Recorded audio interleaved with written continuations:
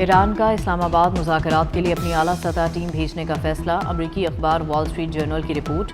اخبار کے مطابق یہ پیش رفت ایک ایسے وقت میں سامنے آئی ہے جب خطے میں کشیدگی برقرار ہے۔ ایرانی میڈیا کی جانب سے مذاکرات میں شرکت نہ کرنے کی متضاد خبریں بھی سامنے آتی رہی ہیں۔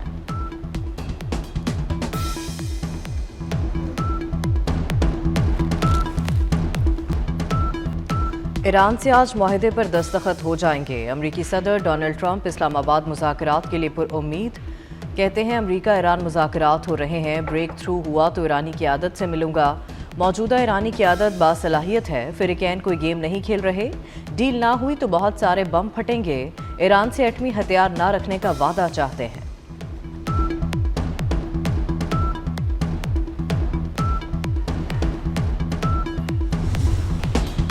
صدر ڈونلڈ ٹرمپ امریکہ کو ایران کے ساتھ ایک اور تباہ کن ڈیل میں نہیں دھکیلیں گے۔ وائٹ ہاؤس کا کہنا ہے کہ صدر ٹرمپ نے ایران سے ڈیل کی تو یہ سب کے لیے امن، سلامتی اور تحفظ یقینی بنائے گی۔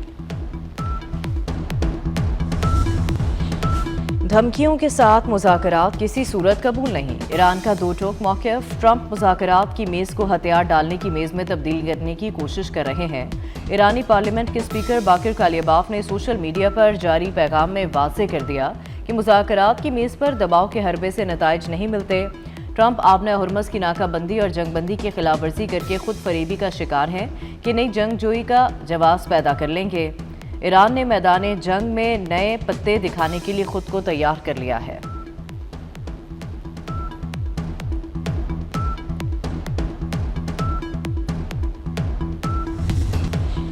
طاقت کے آگے سر نہیں جھکائیں گے۔ ایرانی صدر مسعود پزشکیان کا دو ٹوک موقف۔ کہتے ہیں وعدوں کا احترام بامعنی مذاکرات کی بنیاد ہے۔ امریکی طرز عمل پر عدم اعتماد برقرار ہے۔ امریکہ کے متضاد اشارے تلخ پیغام دیتے ہیں۔ امریکہ سے جنگ جلد بند ہونی چاہیے۔ جنگ رکنے پر تعمیر نو پر توجہ دیں گے۔ جنگی محاذ پھر گرم۔ ایران نے مذاکرات ناکہ بندی کے خاتمے سے مشروط کر دیے۔ ناکہ بندی ختم ہوگی تو مذاکرات کریں گے۔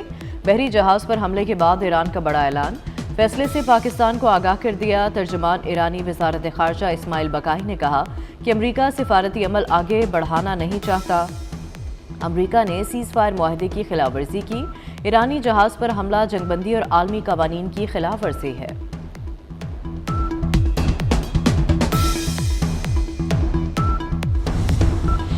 ایران کا مذاکرات سے انکار، امریکہ پیچھے ہٹنے کو تیار۔ ڈونلڈ ٹرمپ کا آبنہ ہرمز کی ناکہ بندی ختم کرنے پر غور۔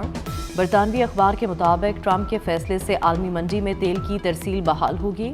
اسلام آباد میں مذاکرات کے لیے راستہ بھی صاف ہو جائے گا۔ مذاکرات کے لیے پاکستان کی سفارتی کوششیں، امریکہ اور ایران سے رابطے بڑھا دیے۔ وزیر داخلہ محسن نقوی کی امریکی سفیر نیٹلی بیکر سے ملاقات۔ وزیر داخلہ محسن نقوی ایرانی سفیر رضا امیری مقدم سے بھی ملے۔ دونوں کو مذاکرات کے انتظامات سے آگاہ کیا۔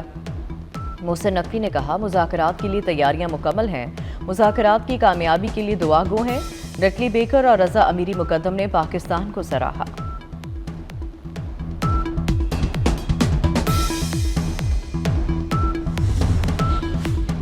وزیر خارجہ اسحاق ڈار کا ایرانی ہم منصب عباس عراقچی سے رابطہ۔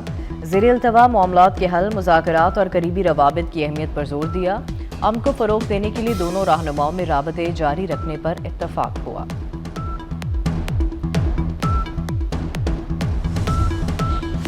وزیر اعظم شہباز شریف اور صدر یورپی کونسل انتونیو کوسٹا میں ٹیلی فون پر رابطہ ہوا۔ مشرقی وسطی کی صورتحال پر تبادلہ خیال۔ وزیر اعظم نے انتونیو کوسٹا کو پاکستان کی امن کوششوں سے آگاہ کیا۔ صدر یورپی یونین نے پاکستان کے تعمیری کردار کو سراہا۔ انتونیو کوسٹا نے کہا کہ یورپی یونین امن عمل کی ہر ممکن حمایت کے لیے تیار ہے۔ کہ جس طرح مذاکرات ہوئے اور دو منٹ بعد کچھ وہاں پہ اختلاف ہوتا تھا اور مذاکرات ختم ہونے کی بات ہوتی تھی، لیکن الحمدللہ اس نتیجے پہ پہنچا ہے کہ انہوں نے 21 گھنٹے مذاکرات کیے اور اس میں کسی نہ کسی وہ نتیجے پہ پہنچے۔ انہوں نے کہا جس طرح 2-3 پوائنٹ ہمارے رہ گئے ہیں، باقی پہ اتفاق ہے۔ ایران سے وزیر اعظم صاحب نے بات کی ہے ان کے صدر کے ساتھ، اور مجھے امید ہے کہ وہ اپنا وفد بھیجیں گے۔ امریکہ اور ایران کے درمیان برف پگھل رہی ہے، مذاکرات کے لیے پرعزم ہے۔ ایرانی وفد بھی مذاکرات میں شامل ہوگا۔ وفاقی وزیر رانا تنویر حسین پر اعتماد کہتے ہیں پاکستان نے دنیا کو عالمی جنگ سے بچایا ہے، معاہدہ ہوا تو صدر ٹرمپ سمیت کئی ممالک کے سربراہ پاکستان آئیں گے۔ رانا تنویر حسین کا وزیر اعظم فیلڈ مارشل سید عاصم منیر کو خراج تحسین۔ امریکی فوج کی مسلح ڈکیتی کا بہت جلد جواب دیں گے، ایران کی جوائنٹ ملٹری کمانڈ خاتم الانبیاء کے ترجمان کا کہنا ہے۔ امریکہ نے تجارتی بحری جہاز پر فائرنگ کر کے جنگ بندی کی خلاف ورزی کی ہے۔ ایرانی جہاز چین سے تہران آ رہا تھا، فورسز نے امریکی فوجی جہازوں پر ڈرون حملہ کیا۔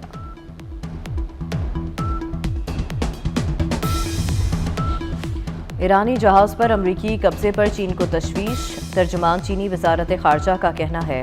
امریکہ ایران مذاکرات نازک مرحلے پر ہیں، امید ہے فریقین مذاکرات میں تعمیری کردار ادا کریں گے۔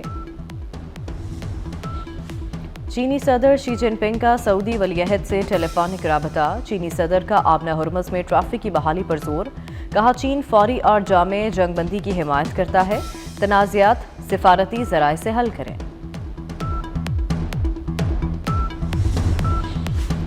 روس کی بھی ثالثی میں مدد کی پیشکش، ترجمان روسی صدر نے کہا کہ امریکہ ایران جنگ میں ثالث نہیں، ضرورت پڑنے پر مدد کے لیے تیار ہیں، امید ہے مذاکرات کا عمل جاری رہے گا، مذاکرات عالمی معیشت کو بچائیں گے۔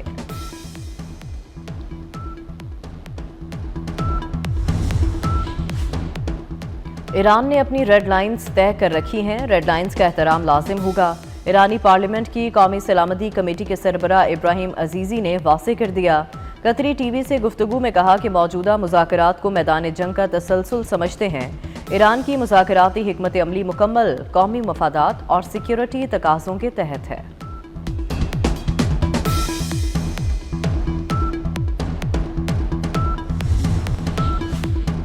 شہید بچوں کی آواز بننے پر شکریہ، ایران میں مناب اسکول کے شہید بچوں کے والدین کا پوپلیو کو خط، والدین نے لکھا کہ آپ کا پیغام ہتھیار رکھ دیے جائیں، ضرور سنا جائے گا۔ غیر ملکی میڈیا کے مطابق وائٹ ہاؤس نے ابھی تک مناب اسکول حملے پر معذرت نہیں کی۔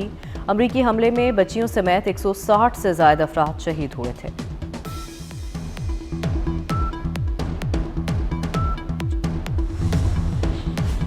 ایران نے جاسوسی کے الزام میں 2 افراد کو سزائے موت دے دی۔ ایرانی خبر ایجنسی کے مطابق دونوں ملزمان پر اسرائیل کے لیے جاسوسی کرنے کا الزام تھا۔ ملزمان کی شناخت محمد معصوم شاہی اور حامد ولیدی کے نام سے ہوئی ہے۔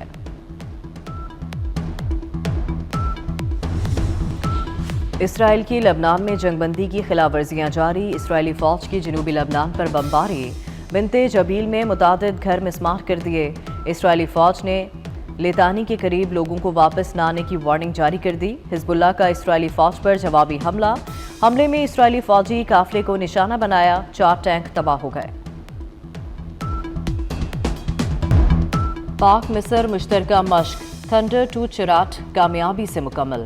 ISPR کے مطابق 2 ہفتوں پر مشتمل انسداد دہشت گردی مشق میں باہمی آپریشنل صلاحیتوں کو مزید بہتر بنایا گیا۔ مشقوں کا مقصد مشترکہ تربیت کے ذریعے ڈرلز، طریقہ کار اور تکنیک کو مؤثر بنانا تھا۔ مشقوں میں پاک فوج کے اسپیشل سروسز گروپ اور مصری اسپیشل فورسز کی شرکت۔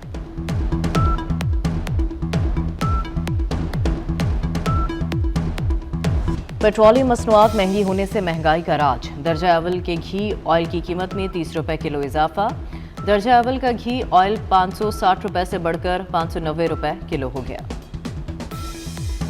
لاہور میں گیس کی غیر اعلانیہ لوڈ شیڈنگ گھمبیر ہو گئی، لوڈ شیڈنگ کا دورانیہ 20 گھنٹے تک جا پہنچا، کئی علاقوں میں گیس دستیاب ہی نہیں۔ دوسری طرف LPG کی بلیک میں فروخت، سرکاری قیمت 304 روپے 550 روپے کلو فروخت ہونے لگی۔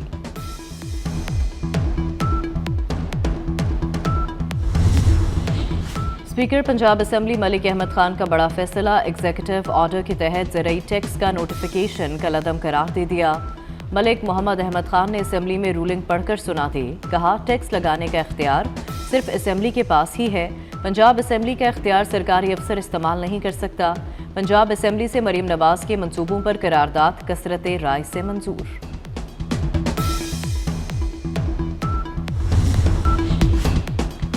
PSL 11 معاہدے کی خلاف ورزی پر داسن شناکا پر 1 سال کی پابندی عائد، داسن شناکا نے لاہور قلندرز کے ساتھ معاہدہ کیا تھا، داسن شناکا PSL کے 12ویں ایڈیشن میں نہیں کھیل سکیں گے۔